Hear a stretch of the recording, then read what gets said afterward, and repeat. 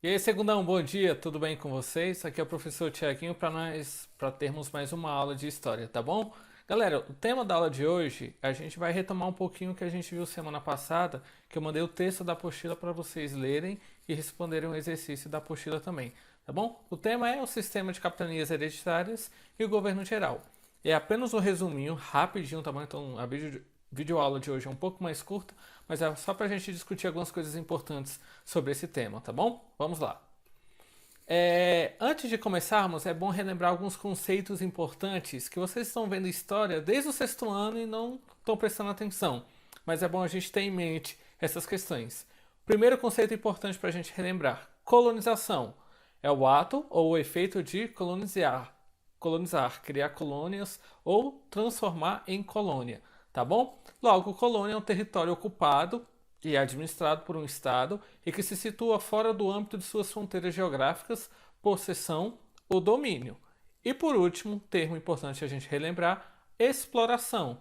É o ato de efetuar descobertas, tornar conhecido, descobrir, tá bom? Revelar, extrair lucro, compensação material, aproveitar-se de alguém com o fim de obter vantagens ou lucro material, tá bom? Então, colonização, colônia e exploração é o que nós vamos ver a partir da aula de hoje, que ocorreu com o Brasil e com todo o continente americano, tá bom? Vamos lá então. Antes de começarmos a falar sobre as capitanias hereditárias, vamos relembrar mais ou menos onde é que a gente está na história.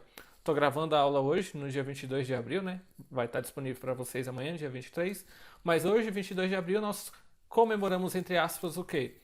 É a data de nascimento do Brasil, entre aspas, né? Ou descobrimento do Brasil. No dia 22 de abril de 1500, né? Pedro Álvares Cabral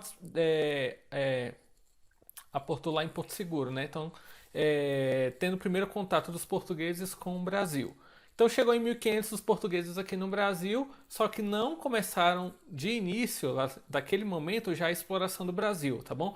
Naquele momento eles achavam que o Brasil não tinha muito valor, é, seja qual for, um valor não tinha um caráter bom para fazer exploração aqui no Brasil, não valia a pena. Vamos botar nesses termos assim, tá bom? Naquele período eles estavam atrás de ouro, de prata e de especiarias. Por isso que vários dos desbravadores, navegadores portugueses e espanhóis vão rumar para as Índias, né? Buscar as especiarias lá na Ásia, tá bom? Então a América ainda era um continente que ainda não começava de fato a exploração até chegar ao fatídico década de 30, 1534 mais precisamente, e começarmos o primeiro sistema de exploração do Brasil, as capitanias hereditárias, tá bom? Então, na época, Dom João III, Portugal era a cabeça de um grande império que tinha terras no Oriente, na África e na América. Para dar continuidade então à colonização da América Portuguesa, o rei de Portugal dividiu o território colonial, ou seja, dividiu o Brasil em 15 imensas faixas de terra, as chamadas capitanias hereditárias. Cada faixa territorial era uma capitania, por isso que várias capitanias se tornam capitanias hereditárias. E entregou então a sua administração a 12 homens, os capitães donatários, tá bom? Por meio da carta de doação, o rei de Portugal então concedeu o cargo de donatário, tá bom? Fora que no documento também ele estabelecia uma série de regras para esses capitães, tá bom? Lembrando que, por que o termo é capitanias hereditárias? Porque eram faixas territoriais no Brasil para exploração que eram herdadas de pai para filho, ficavam dentro da mesma família, tá bom? Então era, como é que se fala? Ele era levado de forma hereditária, né? Ele era herdado, né? Ele era transposto e ficava permanecendo dentro da mesma família por várias gerações, tá bom? Quais eram então os deveres dos donatários, ou seja, dos donos dessas capitanias hereditárias aqui no Brasil? Os deveres deles era desenvolver o cultivo de cana-de-açúcar na capitania, então eles já chegavam aqui tendo em mente que tinham que fazer um mecanismo de exploração, né? Explorar o açúcar. Segundo, expandir a fé cristã, a fé católica. Terceiro, organizar a defesa militar do território nacional, mais precisamente do território que eles eram donos em si, tá bom? Estimular então a ocupação portuguesa da terra, entre outros deveres, tá bom? Mas eles também vão ter vários direitos também importantes, tá bom? Primeiro deles, eles vão retirar para si a vintena, que é, ou seja, 5% do negócio do pau-brasil. Então, além de explorar a cana-de-açúcar, eles também tinham a exploração do pau-brasil. E 5% do lucro ficavam com a família que era dona daquela capitania, tá bom? O restante do dinheiro era enviado para a coroa portuguesa. Afinal, a coroa tinha que lucrar de alguma forma, correto? Segundo, quais eram os direitos deles também? Cobrar impostos em rios e portos, julgar os habitantes da capitania com poderes para condenar à morte de índios, negros e homens livres, pobres, tá bom? Conceder sesmarias, que eram terras do tamanho de uma fazenda, a quem tivesse recursos para produzir riquezas. Ou seja, é começar a estabelecer, desculpa, uma espécie de civilização, de sociedade aqui na América, onde as pessoas ganhariam um pedaço de terra chamada sesmarias para cultivar, tá bom? Também como direito ter uma grande sesmaria, tá bom? Além de ser dono, eles herdavam a parte daquela propriedade para eles, tá bom? Então, se porventura Portugal chegasse e pedisse de volta as capitanias hereditárias, parte daquela capitania ficava para quem tinha vindo explorar, para o capitão donatário, tá bom? O sistema de capitanias hereditárias ele foi utilizado inicialmente na Ilha da Madeira e depois no Brasil e Angola. Esses três territórios eles existem até hoje, tá bom? Ilha da Madeira é um estado de Portugal até hoje, então, se eu não me engano, o Cristiano Ronaldo nasceu na Ilha da Madeira. Brasil e Angola, todos esses territórios existem até hoje, tá bom? Aí aqui então tá o mapa aí no slide de vocês, o mapa das capitanias hereditárias, tá bom? É um sistema que podem ver que pela data durou pouquíssimo tempo, né? De 1574 a 1576, apenas 2 anos. Vai dar errado esse sistema e a gente vai ver porque que vai dar errado, tá bom? Então pode ver as 15 faixas territoriais, as 15 capitanias.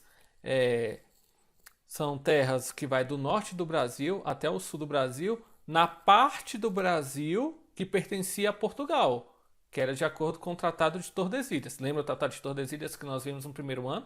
Então não esqueçam. O Tratado de Tordesilhas delimitava só essa parte aqui do Brasil que pertencia a Portugal. O restante do que hoje é o Brasil, naquele período, teoricamente de forma legal, ou seja, pela legislação do Tratado de Tordesilhas, pertenceria à Espanha. Mas a gente vai ver que com o movimento de bandeiras e entradas, o Brasil foi conquistando mais territórios para o interior, tá bom? Pelo Brasil, que seria Portugal do início do Tratado de Tordesilhas, nós aqui no estado de Goiás, Brasília, Mato Grosso do Sul, Tocantins, Rondônia, parte do Amazonas, todo esse território não pertenceria a Portugal, tá bom? Éramos para ser uma América espanhola essa parte do Brasil. Vamos lá então. As capitanias hereditárias tiveram pouco sucesso, tá bom? A maioria delas fracassou por algumas razões. A primeira delas foi a falta de recursos de alguns donatários, ou seja, vieram explorar as capitanias e não tinham muito dinheiro, né? Segundo, grande extensão de terras a serem administradas, vinham com pouco dinheiro e algumas questões tinham muitas terras do que capacidade para conseguir explorar, tá bom? E a falta de comunicação. Cada capitania, cada família que veio, meio que cuidava do seu próprio terreno e não conversavam umas com as outras, o que isso vai dificultar um pouco a organização administrativa dessas capitanias, tá bom? Os índios também vão resistir a essa ocupação dos territórios, aqueles que já habitavam o Brasil. Lembrando que o descobrimento do Brasil é uma invasão, na verdade. O Brasil já pertencia às tribos indígenas, já tinha donos. Os portugueses, quando chegam aqui no Brasil, chegam para explorar, tomar as coisas que pertenciam aos índios, tá bom? E o ataque de corsários, que eram os piratas, né? Tem que lembrar que nesse período histórico ali, século XVI, o principal meio e o único existente para você viajar de um continente para o outro são as embarcações, navios, barcos e tudo mais. Então a gente não tem avião ainda, não tem outra forma de se locomover entre os continentes. Logo, nós tínhamos o perigo dos piratas e corsários que atacavam as embarcações quando estavam em alto mar ou atacavam os litorais dos países, o que aconteceu no Brasil também. Além disso, alguns donatários nem chegaram a vir para a América, outros foram mortos em combate com os indígenas. Então, o sistema de capitanias, por mais que tivesse sido uma ideia que teoricamente tinha tudo para dar certo, na verdade deu totalmente errado. Mas tem uma coisa que fica legal das capitanias hereditárias. Vou retomar aqui o mapa para vocês verem. Pode ver que a nomenclatura das capitanias hereditárias em algumas regiões possuem o mesmo nome até os dias atuais. Capitania do Maranhão, Capitania do Piauí, Capitania do Ceará, Capitania do Rio Grande do Norte, Capitania de Pernambuco, Capitania do Espírito Santo. Então, vários dessas capitanias vão já ter um nome que vai perpetuar na história. Então, as nomenclaturas desses atuais estados brasileiros nascem no contexto do século XVI, tá bom? Quando é formado essas capitanias hereditárias, tá bom? Então, apenas 2 capitanias hereditárias obtiveram sucesso. Aí a gente está falando de Pernambuco e São Vicente. Todas as outras tiveram algum probleminha. Posteriormente, também a Bahia também se desenvolveu, graças à cana-de-açúcar e depois na história ao cacau, tá bom? Entre os fatores que contribuíram para o sucesso da produção açucareira no Nordeste estão a fertilidade do solo, o clima adequado ao cultivo de cana e a relativa proximidade com a Europa. Não é à toa que é o Nordeste brasileiro que vai ser vítima de várias invasões no contexto da exploração do Brasil, que a gente vai ver porventura nas nossas próximas aulas, tá bom? O sistema de capitanias deu errado, então vem o próximo sistema. O governo então português decidiu estabelecer um novo sistema para administrar o Brasil, é o chamado governo geral.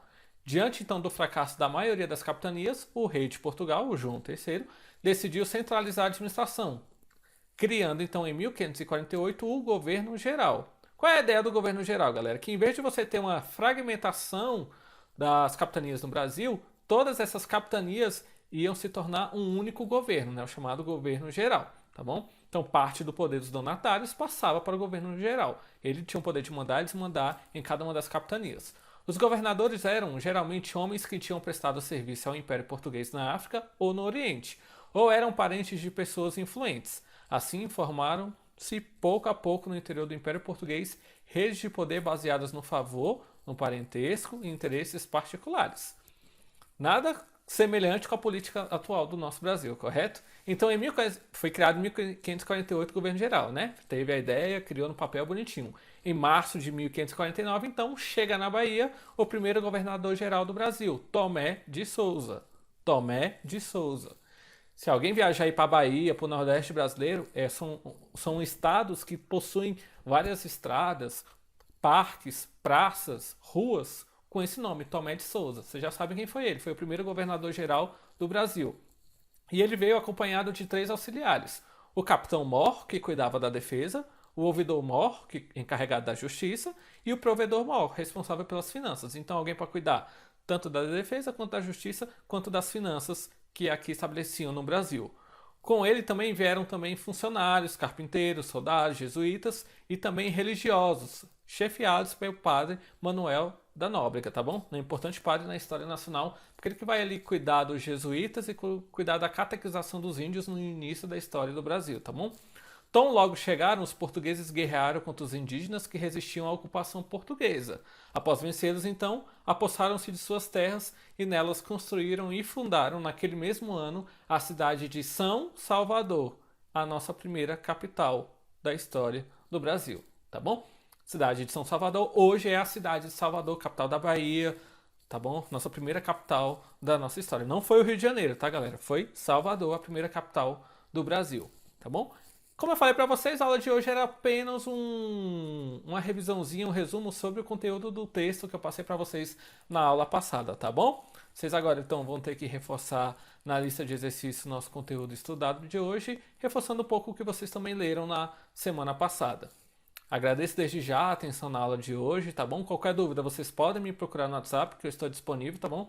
Poucos alunos do segundo ano estão tirando dúvida, galera. E eu sei que quando voltar, eu sei que vai ter aluno que não vai saber do conteúdo, mas também não está tirando dúvida. Então me procurem. Se vocês não me procurarem, eu vou achar que todo mundo está aprendendo e está sabendo de tudo tranquilamente.